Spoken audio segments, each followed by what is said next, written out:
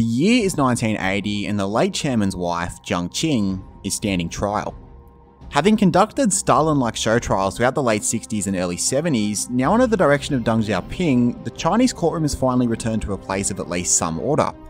But despite having an opportunity to appear sympathetic or remorseful in exchange for a light sentence, Mao's right-hand woman doubles down.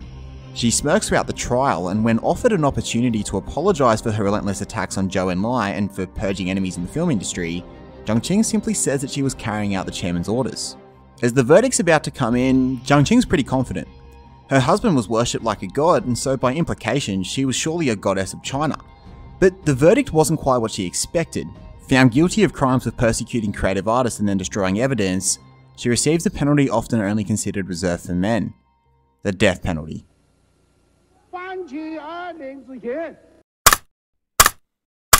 Hello there. So for episode 4 in our Characters of Communist China series, we're getting even closer to the chairman as we look at Jiang Qing. And so for today's question, I want to ask you this: which of these 20th century leaders' wives or mistresses wielded the most amount of power? Jiang Qing, Eva Braun, Madame Chiang Kai-Shek, or Hillary Clinton? So Jiang Qing was born in 1914, 21 years after Mao, and she became an actress in Shanghai, adopting the stage name Lin Biao, and then marrying and then divorcing a writer. Now, during the 1930s, the decade that Chiang Kai-Shek ruled China, Lin Biao started to become involved in anti-militarist politics and was then arrested by the Kuomintang political police. And so bear in mind that Lin Biao was an attractive and recognised actress, and so she actually quite easily charmed her way out of trouble, with some even alleging that it was a little bit more than charmed. But when the Japanese invaded Shanghai in 1937, this forced Lin Biao to flee, ending up in Yunnan. And so if you know nothing about Yunnan, basically this was the headquarters of the Communist Party during the war with Japan, and Mao had complete localised power here, kind of like Jabba the Hutt and Mos Eisley. And so arriving in Mao's headquarters as a refugee, Lin Biao dropped his stage name and returned to a given name, Jiang Qing. Now, Jiang Qing firstly had an affair with the head of the propaganda office, but while attending a talk from Mao himself, she became captivated by his words and approached the Yan'an leader. Now, funnily enough, the way that the Yan'an community found out that they were a thing was that Mao's close ally, Zhou Enlai, actually walked in on them. Oh, look here, you... Oh my god. But this created a pretty huge issue. Though everyone in Yunnan knew that Mao had quite the appetite for promiscuity, the leading figures were actually pretty puritanical. For the revolution to work, the revolutionaries needed to be principled and disciplined. Now, Mao was already estranged from his third wife, but that third wife was a really important revolutionary figure who had given a lot for the cause, and now Mao was ditching her for this actress from Shanghai. But Mao was head over heels for Jiang Qing, saying, "Without her, I can't go on with the revolution." And then she became pregnant with Mao's daughter. You are the father!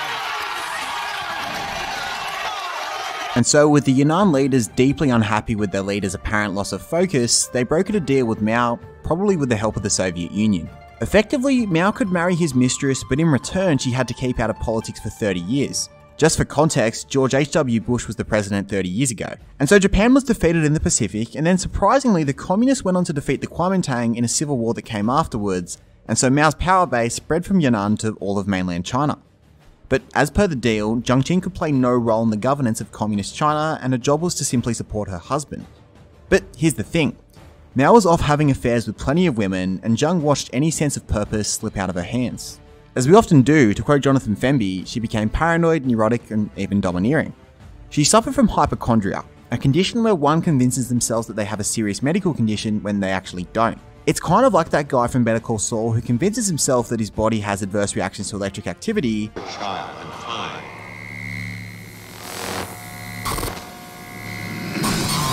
and so Jiang Qing went to the USSR to seek medical treatment. Despite the pretty toxic relationship that the two of them had, Mao saw his wife as a useful ally, and even before her 30 years of political exile were up, Mao started to send her documents. She even helped out at the famous 1959 Lushan conference, where top Communist Party officials discussed the infamous Great Leap Forward. Check out video here.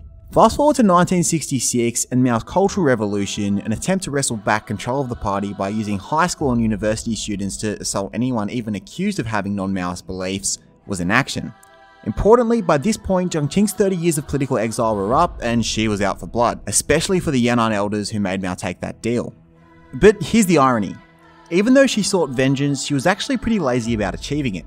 For example, in the early Cultural Revolution, Mao appointed her to be the head of the propaganda's film branch, but she basically decided not to work any hours. What are you doing? You're supposed to be out plowing the field. It's hot.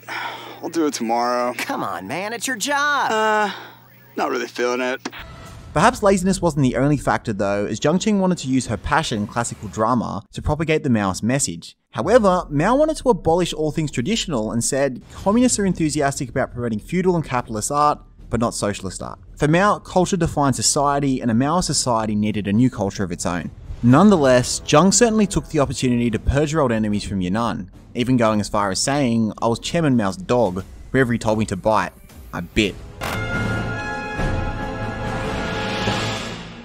Welcome.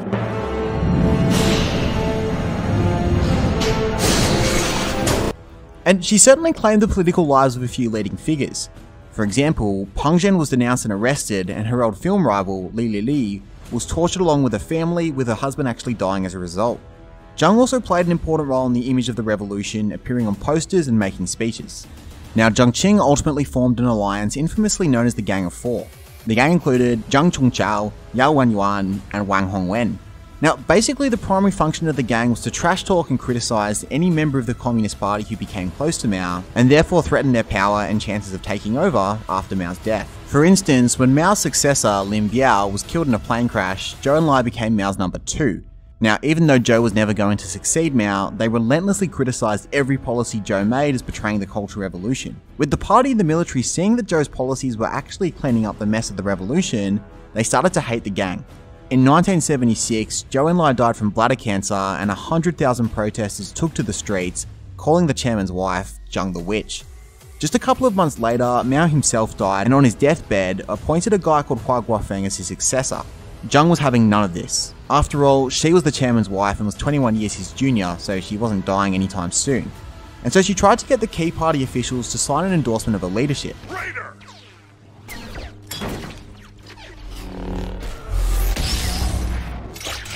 As Jiang was escorted out, she cried, "The chairman's body is barely dead, and you have the gall to mount a coup." In 1980, the trial of the Gang of Four began, and as I said at the start of the video, Jiang Qing was incredibly smug during the trial. She even sacked her own lawyers and represented herself, but as you can imagine, this didn't really work out so well for her, as she was sentenced to death, with the death penalty being effective 2 years after sentencing. The sentence was then dropped to life in prison, and she even lived through events like the Tiananmen Square massacre, blaming Deng Xiaoping for allowing Western ideas into the country.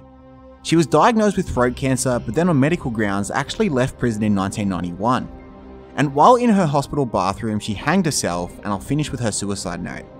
Today, the revolution has been stolen by the revolutionist clique of Deng Xiaoping, Peng Zhen, and Yang Shangkun. Chairman Mao exterminated Liu Shaoqi, but not Deng.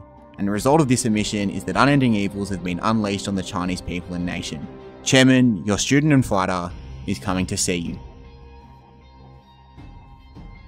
Thanks for watching. If you like this video on Jiang Qing, make sure to like the video to let YouTube know that this is content worth watching.